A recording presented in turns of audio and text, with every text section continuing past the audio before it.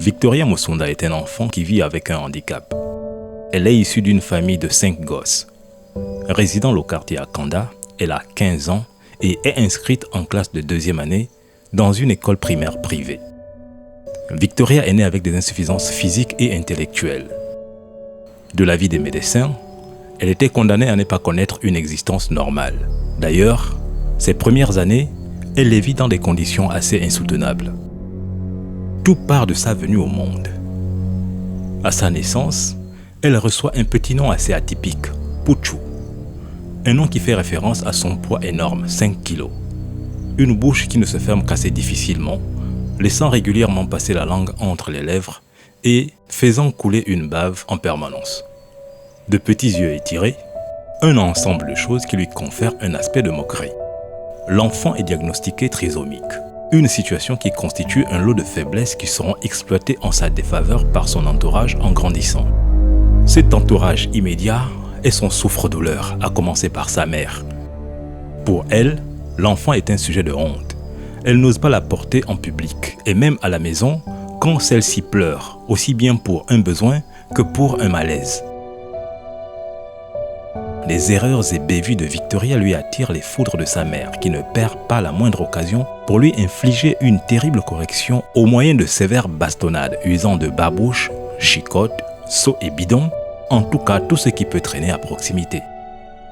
Au fil des temps, les difficultés de l'enfant s'étendent très vite de la maison à son voisinage. Ses tenues vestimentaires pouvant être un sujet de moquerie. Les déplacements de l'enfant dans le quartier ne se font pas sans lui attirer des regards dédaigneux ou de pitié. La situation de Victoria lui a valu de nombreuses injustices sociales au rang desquelles le retard à l'éducation. Victoria ne commence l'école qu'à l'âge de 14 ans, et cela grâce à la persévérance de son père. De 6 à 13 ans, l'enfant est refusé dans les établissements scolaires publics et privés.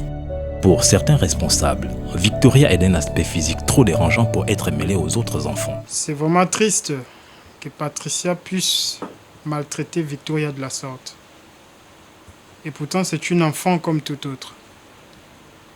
Le seul tort qu'elle a eu, c'est son handicap. L'amour que le père de Victoria lui porte est perceptible sur la transformation physique et mentale de l'enfant. C'est ainsi qu'à 14 ans, elle est enfin admise en classe de première année dans une école privée d'Akanda. C'est pas tous les jours qu'on reçoit un enfant de 14 ans en première année. Victoria est arrivée ici avec beaucoup de difficultés et nous sommes fiers car elle passe en 2e année. Toujours en quête des solutions pour pallier aux anomalies de l'enfant.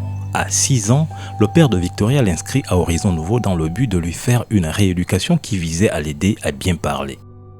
Malheureusement, l'ayant appris, la mère a opposé un refus tellement radical, estimant que son enfant n'avait pas à fréquenter un cadre qu'elle désignait pour malades mentaux, et finit par aller la faire sortir elle-même de l'établissement. Même avec cette adversité, le père ne démotive pas.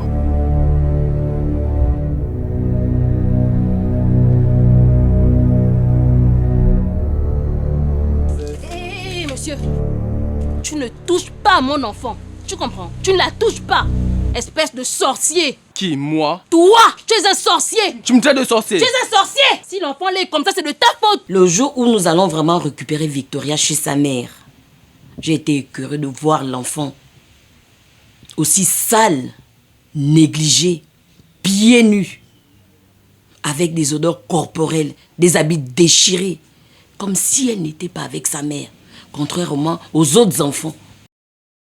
Vraiment, je plains les parents qui privent les enfants d'amour et d'éducation.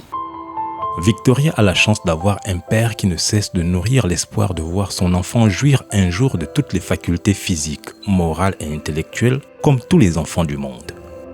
C'est avec ce même espoir qu'il ambitionne d'aller la faire inscrire au centre de prise en charge des enfants autistes et trisomiques à Akanda. Soucieux des conséquences à venir des maltraitances faites aux enfants, l'État a entrepris d'encadrer les victimes à travers la construction d'établissements qui s'occupent de leur prise en charge. Et il revient aux populations de les approcher en cas de besoin. Seulement, après 14 ans passés sans prise en charge, Victoria pourra-t-elle encore remplir tous les critères d'accès à ces centres ?